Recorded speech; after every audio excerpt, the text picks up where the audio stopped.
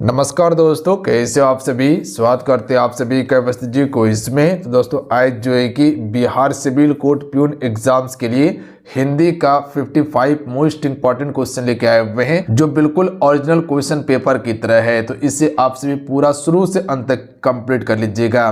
देखिए, हिंदी से आप सभी से 35 प्रश्न पूछा जाएगा और अब समय बहुत कम बचा हुआ है। 15 मार्च को आपका पेपर है, तो बिल्कुल मिशन मोड में तैयारी में लग जाइए। 5 तारीख से एडमिट कार्ड डाउनलोड शुरू हो जाएगा आप सभी का, ठीक है। बरसों से इंतजार कर रहे थे, मौका मिला हुआ है, जोर शोर से लग जाइए, क्योंकि 3 सब्जेक्ट ही आपको पढ़ना है, बात समझे। और हिंदी के लिए तो आपको सोचना नहीं है, इस चैनल से जुड़ जाइए आप सभी। पूरा हिंदी का तैयारी करवा देंगे, जल्द ही टॉपिक वाइज क्लास शुरू कर रहे तो उसको भी कंप्लीट कर लीजिएगा। और देखिए, इससे पहले हिंदी का एक प्रैक्टिस सेट आपको प्रोवाइड कर दिए थे, उसको जाके देख लीजिएगा, लिंक डिस्क्रिप्शन में दिया हुआ है। तो चलिए शुरू करते हैं आज की इस सेशन को हम सभी। आज का पहला प्रश्न देखिएगा, फर्स्ट क्वेश्चन है कि शब्द शक्ति के भेद हैं। देखिए, शब्द शक्ति की बात किया जाए तो शब्द शक्ति से काफ़ी ज़्यादा प्रश्न पूछा गया है बिहार डीएलएड में, ठीक है। तो इस टॉपिक को आप कंठस्थ कर लीजिएगा, शब्द शक्ति को, क्योंकि यहाँ से प्रश्न आएगा। तो देखिए, शब्द शक्ति के कितने भेद होते हैं, तो इसके 3 भेद होते हैं। एक अभिधा होता है, एक लक्षणा होता है, एक व्यंजना होता है, यानी कि option number D right answer हो जाएगा। ध्यान दीजिएगा आप सभी, याद रहेगा आप सभी को बिल्कुल। अगला क्वेश्चन देखिए कि हिंदी में मूलतः वर्णों की संख्या कितनी होती है, ठीक है, कितनी होती है। इसको आप स्टार मार्क याद रखिएगा, कई बार प्रश्न पूछा गया है। देखिए, इसी क्लास में सारा प्रश्न को याद कर जाना है और कोशिश रहेगा कि इस प्रकार से आपको बता दें कि चीजें आपको याद रहे लंबे समय तक। तो आप सभी कह सकते कि भैया जी 52 वर्णों की संख्या है। 52 वर्ण कौन कौन सा है? 13 आपका स्वर हो जाएगा, 33 आपका व्यंजन हो जाएगा, 4 आपका संयुक्त व्यंजन हो जाएगा। संयुक्त व्यंजन में कौन सा होता है? अक्षा, तरा, ज्ञा और उसके बाद श्री होता है, श्री जो श्रृंगार वाला श्री होता है, ठीक है। तो ये आपका 4 हो जाएगा। और 2 होता है आपका अनुस्वर और अविसर्ग होता है, बात समझे। तो कुल आपका 52 हो जाएगा। तो याद रखिएगा आप सभी। अगला क्वेश्चन देख लीजिएगा, भाषा की सबसे छोटी इकाई क्या है? बता सकते हैं आप सभी। सभी क्लास को जरूर लाइक कीजिएगा, आप सभी से रिक्वेस्ट करेंगे अपना प्यार इस वीडियो को ज़रूर दीजिएगा। और जो भी डीएलएड का तैयारी कर रहा है ना, आपके साथी जितने भी हैं, उसको शेयर ज़रूर करके एक बार बता दीजिएगा आप सभी। गिला शिकवा कुछ नहीं रखना है, कंपटीशन के दौर में है, सबको बोलिए तैयारी करेगा और जो बेहतर तैयारी करेगा उसका रिजल्ट हो जाएगा, ठीक है। तो इतना काम ज़रूर कीजिएगा। गिला शिकवा किसी से नहीं रखना है कि यहाँ अच्छा क्लास करा रहा है तो उसको बताएंगे नहीं, ये काम नहीं करना है, बताना सभी को है। भाषा की सबसे छोटी इकाई क्या होता है? तो आपसे कह सकते भैया जी वर्ण होता है, ठीक है। वर्ण भाषा की सबसे छोटी इकाई है। वर्ण के बाद वर्ण से आपका शब्द बनेगा, शब्द से आपका पद बनता है और पद से आपका वाक्य बनता है। ध्यान रखिएगा आप सभी। तो सबसे छोटी इकाई क्या होगा? वर्ण। उसके बाद क्या हो जाएगा? तो याद रखिएगा आप सभी, शब्द, शब्द के बाद पद, तब आपका वाक्य बनेगा। चलिए अगला क्वेश्चन है कि शब्द और अर्थ के बीच संबंध हैं। किस प्रकार का संबंध है? तो बोधक और बोध्य का संबंध होता है। Option number A right answer हो जाएगा। देखिए, बोधक जो होता है, जो अर्थ बताए उसे बोधक कहा जाता है। और बोध्य क्या होता है? जिसे समझा जाए, ठीक है, जिसे समझा जाए उसे बोध्य, और जो अर्थ बताए उसे बोधक कहा जाता है। बात समझ गए आप सभी। चलिए अगला क्वेश्चन देखिए, 2 दिन का मेहमान, मुहावरे का अर्थ क्या होगा? जैसे कहते हैं ना, अब 2 दिन का ये मेहमान है, इसका मतलब क्या हो सकता है? जल्द ये मरने वाला है, ठीक है, जल्द ये मरने वाला है। तो सी राइट आंसर होगा। अगला क्वेश्चन देखिए, रचना की दृष्टि से वाक्य के कितने भेद होते हैं? मोस्ट इंपॉर्टेंट प्रश्न है, याद रखिएगा आप सभी। देखिए, आयोग के द्वारा जितना भी प्रश्न बार बार रिपीट किया गया है ना, 2022 में भी, 2023 में, 2024 में, 2025 में, उन प्रश्नों को हम पूरा कंप्लीट करवाने का कोशिश करेंगे, ताकि 2026 में वही प्रश्न आपका आ जाए, ठीक है। तो इतना काम जरूर करके रखिएगा कि जो क्लास हम आपको प्रोवाइड करेंगे उसे पूरा कंप्लीट कर लीजिए। सिलेबस तो पढ़ना है, इसके अलावा अगर इसको आप अलग से कीजिएगा ना, तो निश्चित है कि आपका स्कोर बढ़ेगा। जहां 80 नंबर आना है वो 90 नंबर, 100 नंबर तक आपका आ जाएगा। तो ये काम जरूर करना है आप सभी को, ठीक है। जहां हिंदी में 15 क्वेश्चन सही कर रहे हैं, तो ये वाला जो काम कीजिएगा ना, तो लगभग 18 से 19 प्रश्न आप सही कर सकते हैं। बात समझ में आया आप सभी को? बिल्कुल बात समझ में आया। तो ये काम जरूर कीजिएगा, औरों से आपको आगे करेगा ये। तो रचना की दृष्टि से वाक्य के कितने भेद होते हैं? 3 भेद होते हैं। कौन कौन सा? सरल वाक्य, संयुक्त वाक्य और मिश्र वाक्य। कई बार बताएं, सरल, संयुक्त और मिश्र वाक्य होता है। अगला क्वेश्चन है कि निम्न में से कौन सा वाक्य जो है वो शुद्ध है। देखिए शुद्ध और अशुद्ध से भी क्वेश्चन आता है, तो इसमें शुद्ध वाक्य बताना है। देखिए शुद्ध वाक्य जो हो जाएगा ऑप्शन नंबर सी वाला होगा कि वह गाने का अभ्यास करता है। ये आपका बिल्कुल सही वाक्य है, बाकी बात ये सभी आपका क्या है, गलत है। अगला क्वेश्चन है कि निम्नलिखित वाक्य किस सर्वनाम का उदाहरण है। यहाँ पर एक वाक्य दिया गया है कि जो मेहनत करेगा वह सफल होगा, तो यहाँ पर जो लिखा गया है, तो जहाँ पर भी जो और सो हो जाएगा ना, तो ये संबंध को बताता है। जो मेहनत करेगा वो सफल होगा, ठीक है, जो सोएगा वो खोएगा। तो इस प्रकार का जो प्रश्न होता है, ठीक है, वाक्य होता है, वो संबंध को बताता है। तो ऑप्शन नंबर यहाँ ए राइट आंसर होगा, ये संबंधवाचक सर्वनाम हो जाएगा कि जो मेहनत करेगा वह सफल होगा, तो संबंध को यहाँ बता रहा है। अगर प्रश्नवाचक होगा ना, तो वहाँ प्रश्न पूछा जाएगा कि क्या कर रहे हो, तो ये क्या कर रहे हो प्रश्न पूछ रहे हैं, क्या है वहां पे ये प्रश्न पूछ रहे हैं। निश्चयवाचक में कोई भी चीज को निश्चित बताया जाता है कि ये एक पेन है, तो निश्चित है कि ये एक पेन ही है। बात समझे। अगला है कि वाच्य के प्रयोग में सबसे ज्यादा किसका प्रयोग होता है। तो देखिए वाच्य की अगर बात किया जाए तो वाच्य आपका 3 प्रकार का होता है, यानी कि 3 भेद होता है वाच्य का। कौन कौन सा होता है, कर्तृवाच्य, कर्मवाच्य और भाववाच्य होता है। तो यहाँ पर वाच्य के प्रयोग में सबसे ज्यादा जो प्रयोग करते हैं वो आपका क्रिया का करते हैं, तो ऑप्शन नंबर इसका ए राइट आंसर होगा। चलिए अगला क्वेश्चन है कि वर्णमाला कहते हैं किसे। तो देखिए वर्णमाला किसे कहते हैं, वर्णों के व्यवस्थित समूह को हम सभी वर्णमाला कहते हैं। और वर्णमाला किससे मिलकर बनता है, स्वर और व्यंजन से मिलकर बनता है, तो याद रखिएगा आप सभी, ए राइट आंसर होगा।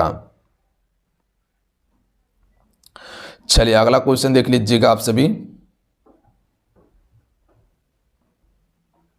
सॉरी यहां पर देख लीजिएगा, शब्दों के समूह नहीं, वर्णों के व्यवस्थित समूह, ऑप्शन नंबर डी, गलती से 8 टिक हो गया था, तो सही कर लीजिएगा। वर्णों के व्यवस्थित समूह से मिलकर बनता है। अगला क्वेश्चन है कि 2 वर्णों के मेल से होने वाले विकार को कहते हैं। देखिए 2 वर्णों के मेल से होने वाले विकार को हम सभी क्या कहते हैं, संधि कहते हैं। बात समझे आप सभी, क्या कहते हैं, संधि। संधि के कितने भेद हैं, मूलतः 3 भेद है, स्वर संधि, व्यंजन संधि और विसर्ग संधि होता है, तो इसको आप याद रखिएगा। क्वेश्चन है कि तंत्री, नाद, कवित रस, रस राग, तिस रंग, अमरुण, बूढ़ी, वृंदा, जे बूढ़े सब अंग, इस पंक्ति में कौन सा अलंकार है। तो इसमें आपका विरोधाभास अलंकार होगा, याद रखिएगा आप सभी। तो देखिए विरोधाभास अलंकार में क्या होता है, विरोध जहां प्रकट किया जाता है, तो यहां पर देखिएगा जो अमरुण, बूढ़ी, वृंदा की बात किया गया है, जो वृद्ध नहीं है और उसे बूढ़ा बताया जा रहा है, जो वृद्ध नहीं है और उसे बूढ़ा बताया जा रहा है, तो यहाँ पर क्या हो गया, विरोध ही किया जा रहा है कि जो अब बूढ़ा नहीं है और उसको हम बूढ़ा करें कि नहीं तुम बूढ़ा हो, तो विरोध ही प्रकट किया गया यहाँ, तो वहाँ आपका विरोधाभास होगा। अगला क्वेश्चन है कि उसने भोजन कर लिया। तो उसने भोजन कर लिया ये आपका कृतवाच्य है, तो वही कहा गया है कि उसने भोजन कर लिया, वाक्य को कृतवाच्य से कर्मवाच्य में बदलना है। तो उसने भोजन कर लिया ये क्या है, कृतवाच्य है, इसको अब कर्मवाच्य में बदलना है। तो इसका राइट आंसर ऑप्शन में सी होगा कि उसके द्वारा भोजन कर लिया गया। उसके द्वारा भोजन कर लिया गया ये क्या है, कर्मवाच्य है, तो कर्म की प्रधानता होता है कि उसके द्वारा भोजन कर लिया गया है। बात समझ गए आप सभी, सी राइट आंसर होगा। अगला है आगे नाथ ना पीछे पगहा, लोकोक्ति का सही अर्थ क्या होगा। किसी जिम्मेदारी का ना होना, इसी को कहा जाता है आगे नाथ ना पीछे पगहा। ऑप्शन नंबर क्या हो जाएगा, बी करेक्ट आंसर होगा, कोई भी जिम्मेदारी ना होना। अगला क्वेश्चन है 3 बैर खाती थी वे 3 बैर खाती थी, इसका अर्थ क्या होगा, यानी कि इसमें कौन सा अलंकार है। तो देखिए एक बैर का जो अर्थ होता है जो फल होता है, और एक बैर का अर्थ होता है जो समय होता है। कि एक बैर की यहाँ पर बात किया जो गया है, यहाँ 3 बैर की बात किया गया है, जो बैर एक फल होता है, और वहीं पर जो 3 बैर की बात किया गया है, तो यहाँ भोजन करने की बात किया गया कि 3 बैर खाती है वो। तो इसमें क्या हो जाएगा, आपका यमक अलंकार होगा, ध्यान दीजिएगा आप सभी। यमक अलंकार में क्या होता है कि एक ही शब्द एक या एक से अधिक बार आए और उसका अर्थ अलग अलग दे, तो वहां पर क्या हो जाता है, यमक अलंकार होगा। अगला क्वेश्चन देखिए, चांद चंद्र की चंचल किरणें खेल रही है जल थल में, स्वच्छ चांदनी बिछी हुई है यमनी और अंबर तल में, इसमें कौन सा आपका काव्य गुण है। तो यहाँ काव्य गुण से क्वेश्चन पूछा गया है, तो इसमें आपका प्रसाद काव्य गुण होगा। Option number D right answer हो जाएगा। जहां पर भी सरल हो गया, सरल हो गया, या कह सकते हैं कि स्वच्छ हो गया, या कह सकते हैं कि सहज हो गया, या कह सकते हैं कि जहाँ इस प्रकार का शब्द का प्रयोग किया जाए ना, वहाँ पर आपका क्या होता है, प्रसाद गुण ही होता है। ध्यान दीजिएगा, प्रसाद गुण का लक्षण देखने के लिए मिलता है। अगला है, इनमें से कौन सा वाक्य अशुद्ध है। देखिए, अशुद्ध वाक्य की यहाँ पर बात किया गया तो ऑप्शन नंबर ए वाला होगा, वह तो कब आया, ये आपका अशुद्ध है। सही क्या होगा, वह तो कब आ चुका है, सही होगा। वह तो कब का आ चुका है, कब का आ चुका है, ये आपका क्या होगा, सही होगा। ध्यान दीजिएगा, जबकि ये गलत है कि वह तो कब आया, ये गलत है। उच्चारण करने से ही पता चल रहा है। पैसे पेड़ पर नहीं उगते, सही है। कल तुम्हारे पापा जी मिले थे, सही है। मुझे अमृतत्व सजा है, ये भी सही है, जबकि ऑप्शन में एक गलत है। अगला है, पो फटना मुहावरे का अर्थ क्या होता है।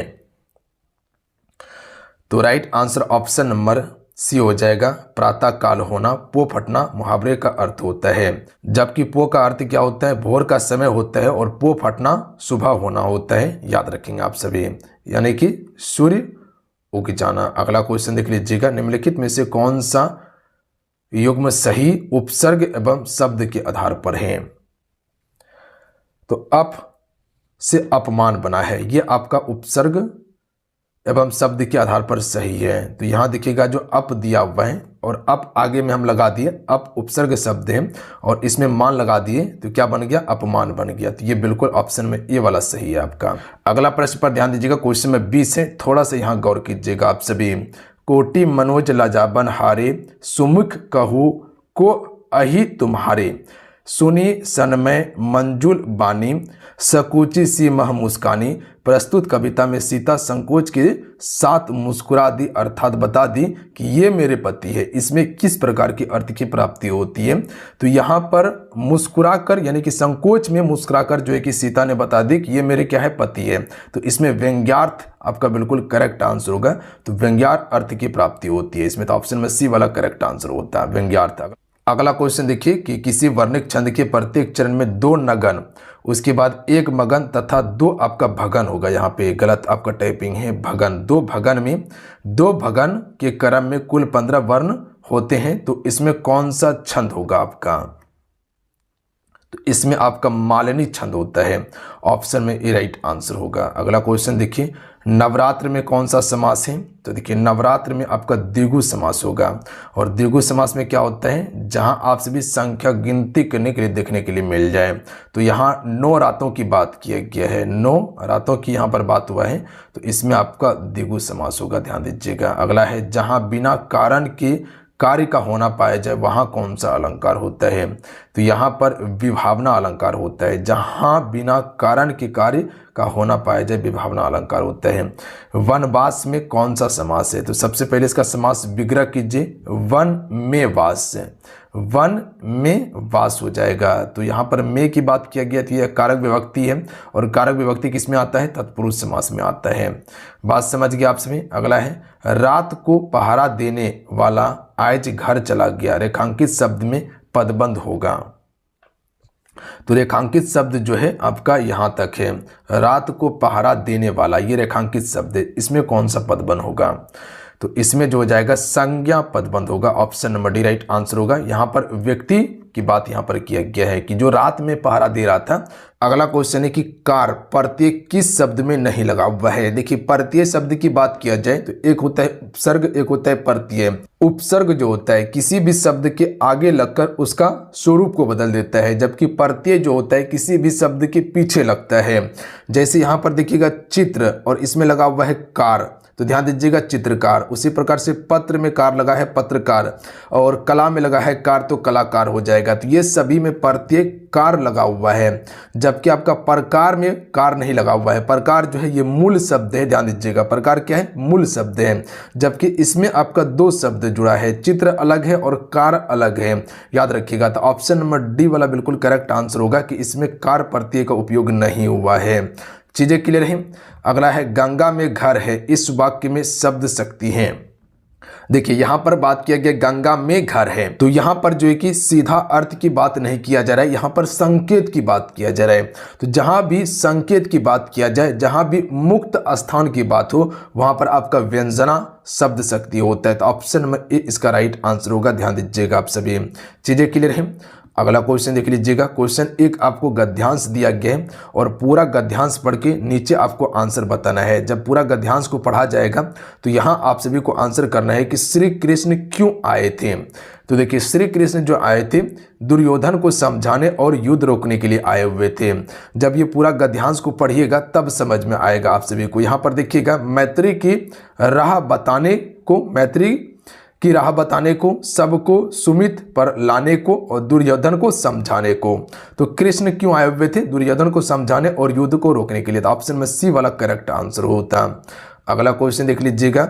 ले चला साथ में तुझे कनक जो भिक्षु लेकर स्वर्ण, इस पंक्ति में कौन सा अलंकार है? आपसे जितने भी जुड़े हैं वीडियो को लाइक करते चलिएगा। नीचे आप सभी को अंगूठा का बटन दिखाई देगा, उसको जरूर दबा दीजिएगा। दबा दीजिए, फोड़ दीजिए, तोड़ दीजिए, कुछ भी कर दीजिए, बट आप सभी लाइक जरूर कर दीजिएगा। देखिए, इतना आप सभी के लिए हम मेहनत कर रहे हैं, पर डे इतना चिकर चिकर के बोल रहे हैं, इतना सारा चीज हम आपको बेहतरीन तरीके से समझा रहे हैं। क्यों समझा रहे हैं? मेरा प्रॉफिट के लिए नहीं, आपका प्रॉफिट के लिए समझा रहे हैं, ताकि आपका तैयारी बेहतर हो जाए, कंटेंट आपको चीजें बढ़िया मिल जाए और अच्छा प्रदर्शन कर सके पेपर में, है ना। तो आपके लिए हम मेहनत कर रहे हैं।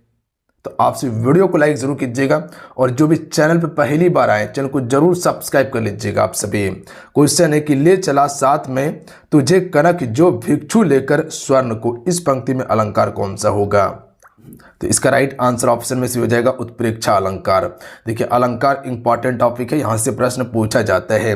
देखिए, उत्प्रेक्षा अलंकार में क्या होता है? जब कल्पना किया जाए किसी भी चीज को लेकर, ध्यान दीजिएगा, वहां पर उत्प्रेक्षा अलंकार होता है। या कह सकते हैं कि एक शब्द का अर्थ अलग अलग हो, जैसे कि कनक का अर्थ क्या होता है? सोना भी होता है, धन भी होता है, धतूरा होता है। तो यहाँ भिक्षुक को लेकर स्वर्ण की बात किया गया है, और स्वर्ण किसके लिए है? ध्यान दीजिएगा, कनक के लिए। कनक का अर्थ स्वर्ण भी होता है। तो एक ही शब्द का अगर अर्थ अलग अलग निकले तो वहां पर आपका उत्प्रेक्षा हो जाता है, ध्यान देंगे। अगला है, निम्न में से कौन सा वाक्य शुद्ध है? देखिए, इसका राइट आंसर ऑप्शन में सी हो जाएगा, नदियां बह रही है। ये बिल्कुल सही आपका शुद्ध वाक्य है। यहां पर देखिए, तारे निकल आए, गलत है।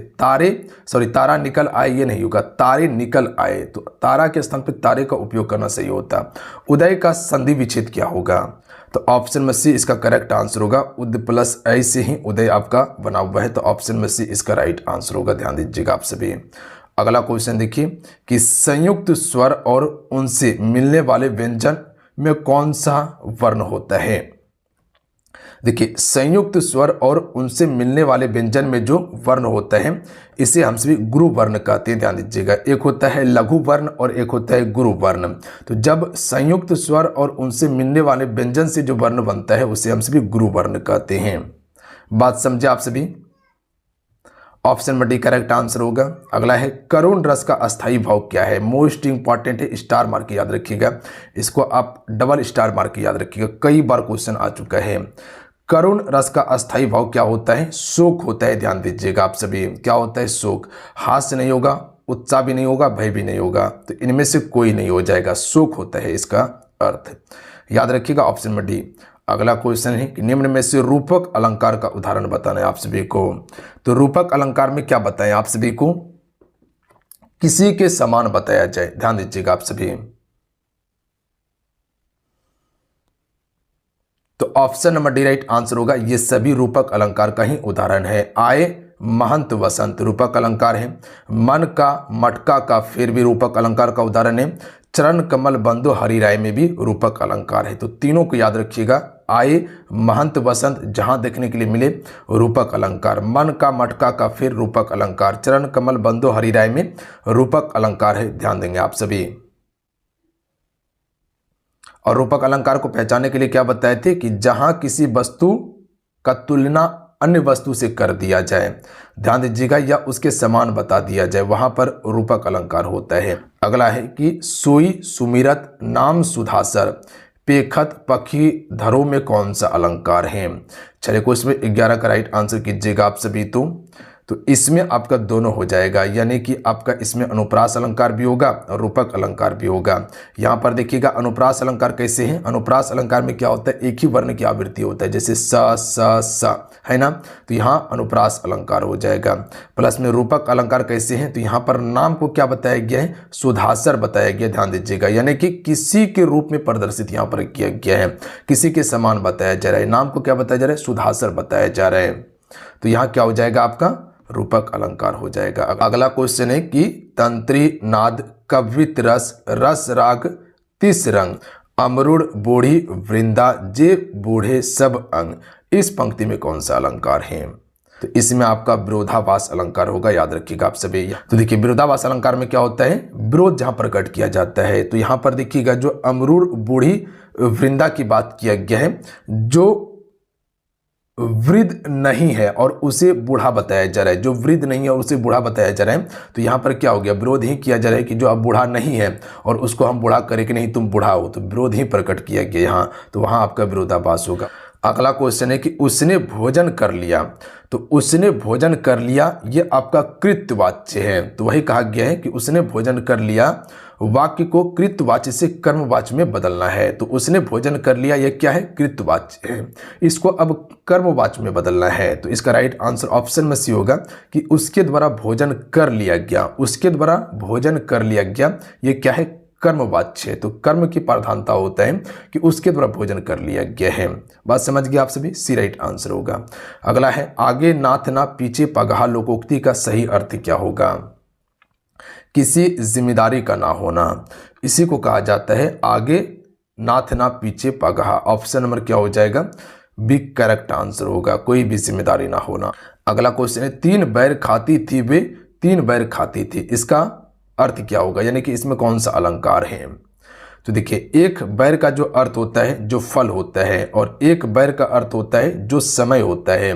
कि एक बैर की यहाँ पर बात किया जो गया है, यहाँ तीन बैर की बात किया गया है, जो बैर एक फल होता है, और वहीं पर जो तीन बैर की बात किया गया है तो यहाँ भोजन करने की बात किया गया कि तीन बैर खाती है वो। तो इसमें क्या हो जाएगा, आपका यमक अलंकार होगा, ध्यान दीजिएगा आप सभी। यमक अलंकार में क्या होता है कि एक ही शब्द एक या एक से अधिक बार आए और उसका अर्थ अलग अलग दे, तो वहां पर क्या हो जाता है, यमक अलंकार होगा। अगला क्वेश्चन देखिए, चांद चंद्र की चंचल किरणें खेल रही है जल थल में, स्वच्छ चांदनी बिछी हुई है यमनी और अंबर तल में, इसमें कौन सा आपका काव्य गुण है। तो यहाँ काव्य गुण से क्वेश्चन पूछा गया है, तो इसमें आपका प्रसाद काव्य गुण होगा। Option number D right answer हो जाएगा। जहां पर भी सरल हो गया, सरल हो गया, या कह सकते हैं कि स्वच्छ हो गया, या कह सकते हैं कि सहज हो गया, या कह सकते हैं कि जहाँ इस प्रकार का शब्द का प्रयोग किया जाए ना, वहाँ पर आपका क्या होता है, प्रसाद गुण ही होता है। ध्यान दीजिएगा, प्रसाद गुण का लक्षण देखने के लिए मिलता है। अगला है इनमें से कौन सा वाक्य अशुद्ध है। देखिए अशुद्ध वाक्य की यहाँ पर बात किया गया, तो ऑप्शन नंबर ए वाला होगा, वह तो कब आया, ये आपका अशुद्ध है। सही क्या होगा, वह तो कब आ चुका है, सही होगा। वह तो कब का आ चुका है, कब का आ चुका है, ये आपका क्या होगा, सही होगा, ध्यान दीजिएगा।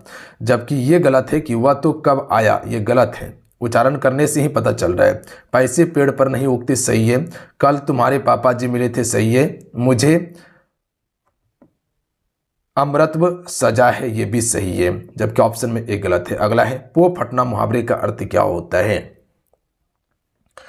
तो right answer option number C हो जाएगा, प्रातः काल होना पो फटना मुहावरे का अर्थ होता है। जबकि पो का अर्थ क्या होता है, भोर का समय होता है, और पो फटना सुबह होना होता है, याद रखेंगे आप सभी, यानी कि सूर्य उग जाना। अगला क्वेश्चन देख लीजिएगा, निम्नलिखित में से कौन सा युग्म सही उपसर्ग एवं शब्द के आधार पर है। तो अप से अपमान बना है, ये आपका उपसर्ग एवं शब्द के आधार पर सही है। तो यहाँ देखिएगा जो अप दिया हुआ है, और अप आगे में हम लगा दिए, अप उपसर्ग शब्द है और इसमें मान लगा दिए, तो क्या बन गया, अपमान बन गया। तो ये बिल्कुल ऑप्शन में ए वाला सही है आपका। अगला प्रश्न पर ध्यान दीजिएगा, क्वेश्चन में 20 है, थोड़ा सा यहाँ गौर कीजिएगा आप सभी। कोटि मनोज लजाबन हारे, सुमुख कहू को अहि तुम्हारे, सुनी सनमय मंजुल बानी, सकूची सी मह मुस्कानी। प्रस्तुत कविता में सीता संकोच के साथ मुस्कुरा दी अर्थात बता दी कि ये मेरे पति है। इसमें किस प्रकार की अर्थ की प्राप्ति होती है? तो यहाँ पर मुस्कुराकर यानी कि संकोच में मुस्कुराकर जो है कि सीता ने बता दी कि ये मेरे क्या है, पति है। तो इसमें व्यंग्यार्थ आपका बिल्कुल करेक्ट आंसर होगा। तो व्यंग्यार्थ अर्थ की प्राप्ति होती है इसमें। तो ऑप्शन में सी वाला करेक्ट आंसर होता है व्यंग्यार्थ। अगला क्वेश्चन देखिए कि किसी वर्णिक छंद के प्रत्येक चरण में 2 नगन, उसके बाद 1 मगन तथा 2 आपका भगन होगा। यहाँ पे गलत आपका टाइपिंग है, भगन। 2 भगन में 2 भगन के क्रम में कुल 15 वर्ण होते हैं। तो इसमें कौन सा छंद होगा आपका? तो इसमें आपका मालिनी छंद होता है। ऑप्शन में ए राइट आंसर होगा। अगला क्वेश्चन देखिए, नवरात्र में कौन सा समास है? तो देखिए नवरात्र में आपका द्विगु समास होगा। और द्विगु समास में क्या होता है? जहां आपसे भी संख्या गिनती करने के लिए देखने के लिए मिल जाए। तो यहाँ 9 रातों की बात किया गया है, 9 रातों की यहाँ पर बात हुआ है। तो इसमें आपका द्विगु समास होगा, ध्यान दीजिएगा। अगला है, जहां बिना कारण के कार्य का होना पाया जाए वहाँ कौन सा अलंकार होता है? तो यहाँ पर विभावना अलंकार होता है। जहाँ बिना कारण के कार्य का होना पाया जाए विभावना अलंकार होता है। वनवास में कौन सा समास है? तो सबसे पहले इसका समास विग्रह कीजिए, वन में वास, वन में वास हो जाएगा। तो यहाँ पर में की बात किया गया थी, यह कारक विभक्ति है। और कारक विभक्ति किस में आता है? तत्पुरुष समास में आता है। बात समझ गए आप सभी। अगला है, रात को पहरा देने वाला आज घर चला गया, रेखांकित शब्द में पदबंध होगा। तो रेखांकित शब्द जो है आपका यहां तक है, रात को पहरा देने वाला, ये रेखांकित शब्द है। इसमें कौन सा पदबंध होगा? तो इसमें जो हो जाएगा संज्ञा पदबंध होगा। Option number D right answer होगा। यहाँ पर व्यक्ति की बात यहाँ पर किया गया है कि जो रात में पहरा दे रहा था, तो रात में जो पहरा देने वाला था वो कोई व्यक्ति ही होगा। और व्यक्ति क्या होता है? संज्ञा ही होता है। तो ये संज्ञा पदबंध होगा। तो चलिए आज कितना ही, आज की सेट में कुल आपको 25 क्वेश्चन कंप्लीट करवाए हैं हिंदी का। और इससे संबंधित जो भी फैक्ट बन सकता था वो चीज़ें आपको कॉन्सेप्ट क्लियर करवाए हैं। हमें उम्मीद है कि आप सभी इस सेशन को कंप्लीट जरूर किए होंगे। और लास्ट में आपसे स्कोर बताइए कितने स्कोर कर पाए। बिल्कुल आपके एग्जाम पैटर्न पर दिया गया है सारा क्वेश्चन, इसीलिए याद जरूर कर लीजिएगा। हर क्वेश्चन को डायरेक्ट प्रश्न आपके पेपर में आ सकता है। मिलते हैं। जय हिंद, वंदे मातरम। ध्यान रखिएगा, पढ़ाई करते रहिएगा। जय हिंद।